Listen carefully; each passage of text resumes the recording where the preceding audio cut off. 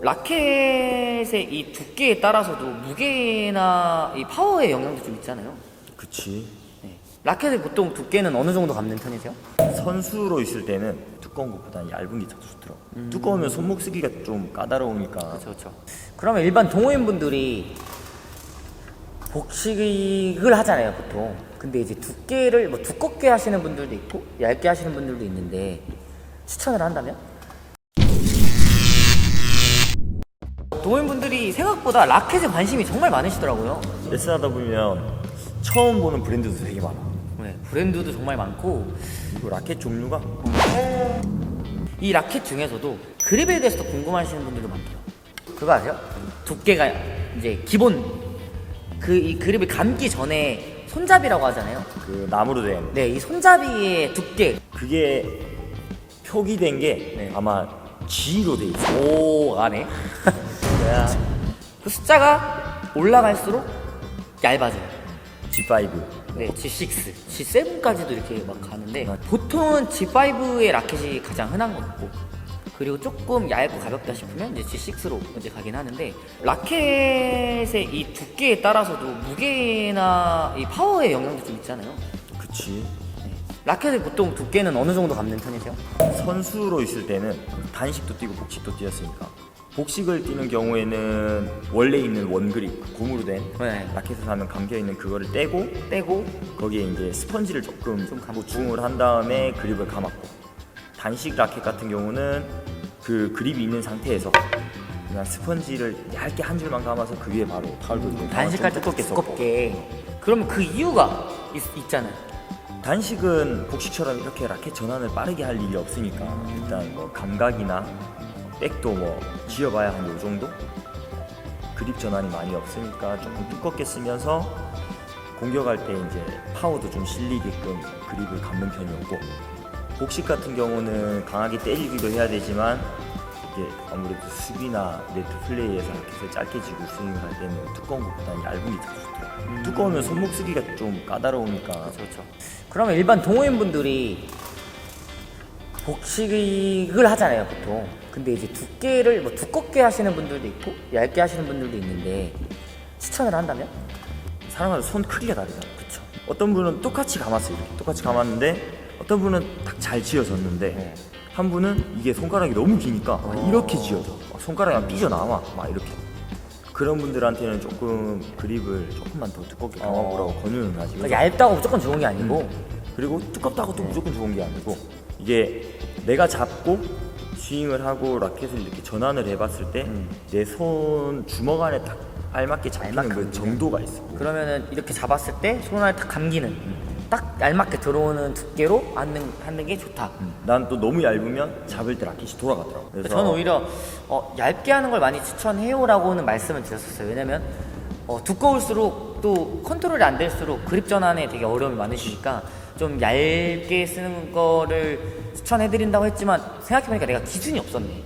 손 이따만한 분한테 그치. 얇게 쓰세요 이랬으면 요걸 잡고 치는 거지. 얼마나 이게 놀았을 거야 라켓이. 그쵸. 그러니까 내 손에 알맞는 그 두께를 선택하는 거. 그립 보면 여기 이거 뽕이라 그러죠. 네, 저도 뽕. 있죠. 근데 뽕을 나는 선수할 때 감기는 했었는데 이렇게 튀어나오게 감지 않아. 그냥 살짝. 그리고 단식 라켓 같은 경우는 그냥 이것도 안 해. 이게 복식 같은 경우는 이게 조금 얇으니까 칠 때 라켓이 진짜 이렇게 미끄러질 때가 있어. 맞아. 그걸 또 잡아주기는 해 얘가. 이걸 근데 멋으로 하시는 분들도 있어요. 따라한다고. 이만한 거는 추천 안 하나요? 난 너무 편하던데. 이게 잡을 때 여기 막 걸리고 스윙하는데 컨트롤하는 데 있어서 조금 뒤가 무거우니까 뭔가 이게 딱 털리는 느낌? 물론 성향에 따라서 원하시는 분들은 할 수도 있지만 이게 생각보다 라켓 정말 민감해서 무게의 영향이 진짜 많잖아요. 그러니까 똑같은 라켓을 가지고도 그립에 따라도 무게가 달라지고 타구감이 달라지기 때문에 너무 과한 것들은 추천하진 않는 거예요. 우리 이번에 보고 왔잖아, 여수 가서. 김준수 코치야.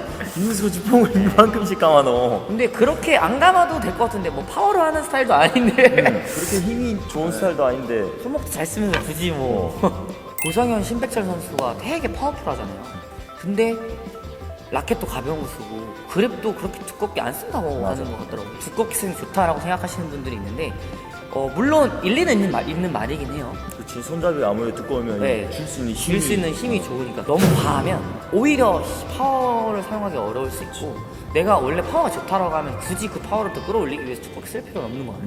왜냐면 내가 파워가 좋으면 좀 컨트롤을 위해서 좀 얇게 쓰는 것도 방법일 것 같고, 저도 두껍게 쓰는 편은 아니에요. 뭐 손이 짧은 걸 맞아. 떠나서 저는 딱 감기는 게 좀 두꺼우면 아까 얘기한 대로 좀 둔해지는 느낌? 안 그래도 컨트롤 지금 하기 바쁜데 이게 둔하면은 뭔가 얘가 움직임 자체가 이게 잘 안 되는 느낌. 내가 컨트롤에 자신이 있거나 진짜 파워 있는 스타일로 갈 거다, 아니면 손이 정말 크다, 아니면은 두께를 좀 조절하는 게, 이런 분들 있잖아요. 그러니까 그 얘기만 듣고서 무조건 두껍게 쓰는 거지, 아니면 몰라서. 나는 고무 그립은 잘 못 써. 왜 고무 그립과 타월 그립의 또 차이를 많이 모르시더라고요. 근데 나는 손에 땀이 많아서 타월 그립을 쓴 것도 있는데 네. 지금은 고무를 쓰거든. 네. 이제 레슨을 하니까 계속 공을 쳐야 돼서 이 타월을 쓰니까 손이 찢어지더라고. 맞아. 그래서 고무를 쓰기는 하는데, 이게 고무 그립을 가지고 게임을 뛸 때랑 타월 그립을 가지고 뛸 때랑 뭔가 고무 그립은 그 안에 스펀지를 가면 약간 폭신폭신한 그쵸, 느낌 있잖아. 네. 근데 고무 그립으로 내 타월 그립 두께를 맞추려고 하니까 엄청 푹신푹신거리는 거야. 그러니까 공 치는데 이게 그립이 완충작용을 해주는 것처럼. 이거는 근데 저도 공감해서 고등학생 때부터는 그래서 타월만 썼던 것 같아요. 그러니까 어느 정도 파워가 붙고 나니까 이 쥐는 느낌이 너무 달라. 그러니까 고무 그립이 처음에 짝짝 달라붙고 처음에 느낌은 좋은데 조금 땀이 나고 컨트롤 하다 보면은 뭐 좀 미끄러지기도 하지만, 이렇게 손 안에서 꾸무적꾸무적 잡히는 느낌이 힘 전달도 제대로 안 되는 거 같고, 딱 해서 뭔가 그거를 딱 빡빡 하고 싶은데 타월 그게 안 그립은 되는 그게 딱 잡히거든. 맞아. 타월이라고 생각보다 푹신푹신하지 않거든요. 왜냐면 얇게 이렇게 감기 때문에. 니랑 내가 뭐라고야 이걸 평가하고 지금.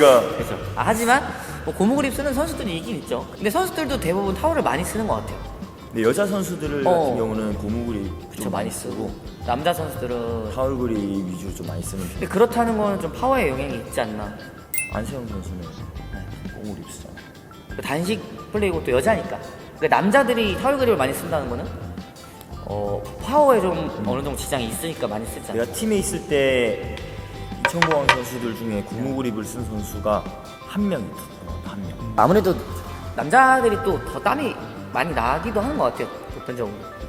근데 땀이 여기만 나는 게 아니라 여기서부터 몸에서 다 흘러내려오니까. 흘러니까 이게 흐르면 이렇게 다 젖어요. 그래서 고무 그립은 완전히 흡수해버려서 라켓 날리기 때문에.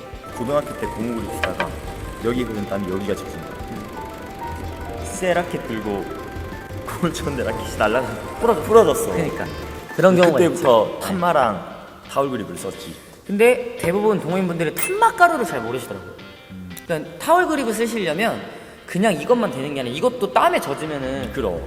축축해. 그냥 저희 수건 젖은 것처럼 축축해져서 똑같이 미끄러지고 똑같이 날아가거든요. 그래서 이 땀을 흡수해주고 이제 조금 젖지 않으면서 계속 말려주는, 적용을 해주는 그 탄막 가루를 꼭 뿌려줘야 되고, 탄막 가루를 한 번만 뿌리면 되는 게 아니라 땀이 조금 흡수되면 또 뿌리고, 거의 한 경기에 그래도 한 5-6번은 뿌리지 않을까요? 시작할 때, 시작할 그리고 때 11점 뭐 인터벌, 그리고 이제 중간중간 뭐 2세트 미끄러우면. 같은 경우는 이제 땀이 많이 나니까 중간중간에 해서 네. 탄마 조금씩 바르고. 타월 그립을 쓰시려면 가루를 같이 구입을 해서 수시로 뿌려줘야 된다. 한 번 뿌려서는 안 된다. 그치. 그리고 주의할 점이 항상 이게 게임한다고 코트 옆에 가지고 왔다가 게임 끝나고 놔두고 가시더라고. 분실된 탄마가 많습니다. 익스민턴 오셔서 꼭 찾아가세요. 잃어버릴 수 있다. 어. 고무 그립에 탄막 가루 뿌리는 건 도움이 된다고 생각하세요? 좀 미끄럽지 않을까? 꽤 있어요. 그래서 그렇게 뿌려서 흡수한다고 생각하시더라고요. 손의 땀은 좀 없어지는데 그 고무를 잡아버리면 그 고무가 미끄럽더라고. 제 생각도 효과가 좀 떨어질 것 같긴 해요. 손에 있는 땀은 흡수하더라도 탄막 가루와 탄막 가루가 만나서 뭐 땀만큼은 안 미끄러지지만 미끄럽더라고. 짝짝 감기는 느낌은 없을 것 같다.